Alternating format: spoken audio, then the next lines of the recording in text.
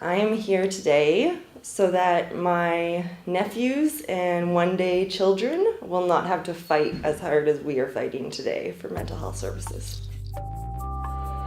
We are youth from across Ontario that are advocating on behalf of ourselves, our loved ones, our peers, our future generations, for a mental health system in Ontario that meets our needs, that delivers us effective and compassionate treatment where and when we need it. We are calling on our government to step up and be our champion for children and youth mental health, because there are cracks in our system and we are falling through them. My experience during or in the mental health system hasn't been a positive one. I got caught up in wait times. Wait times were a huge issue. When I first got counseling, I really enjoyed it and it was a thing I really liked. And then when I turned 18, I had no support. I could have been transferred over to the other agency, which was for adults, but it was a 2-year wait list.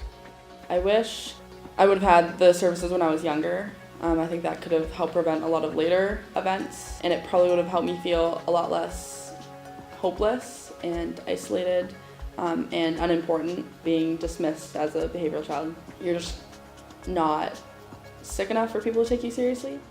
With our voices and our votes, we will help decide who the next Premier of Ontario is going to be. We need someone who cares.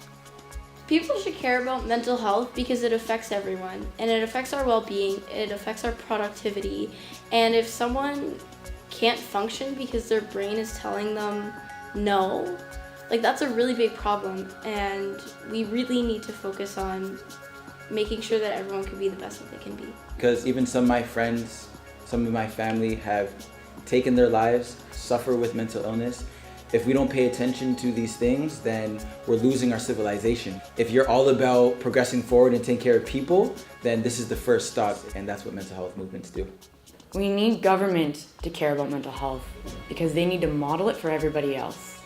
Because this world needs to start caring about mental health.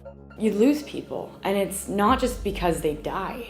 It's because they just check out completely. I think that's one of the frustrating pieces, is we're still arguing for it. We're still arguing for it like we don't have a right to be heard, that we don't have a right to be in pain and to be supported through that, to have dignity through that. Join us in our movement to make a children and youth mental health system in Ontario that allows all young people to find the services and support they need when they need it. We are beyond words and broken promises. We need an investment in children and youth mental health now. I think what really needs to be done to support people with mental illness is to create more resources.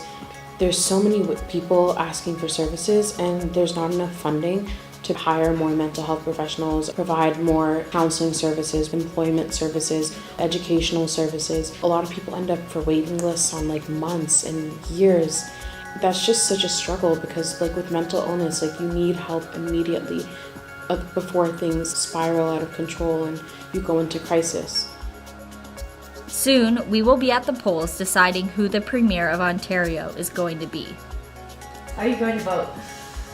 Yeah, I'm gonna vote. I just turned 18 and I'm really excited and I'm gonna really work on getting more politically active. Are you going to vote? Yes. Are you going to vote? 100% yes, I'm going to vote. Are you going to vote? I am. Yes, I am. If you could sit down with the Premier or the political elects right now who are vying for that Premier role, what would you say to them? Hurry up, dude. We need this. This is not something that you can just brush under the carpet and be like, I'll deal with it next week. No, this needs to be dealt with today. Not today, yesterday. We've got to deal with this right now. Hurry up, get your stuff together. These people are suffering, they have no one. You need to be there for them. We'll be showing up to vote. Will you stand up with us and make children and youth mental health a priority? Act now, make your voice heard at the polls and at kidsmentalhealthcan'twait.ca.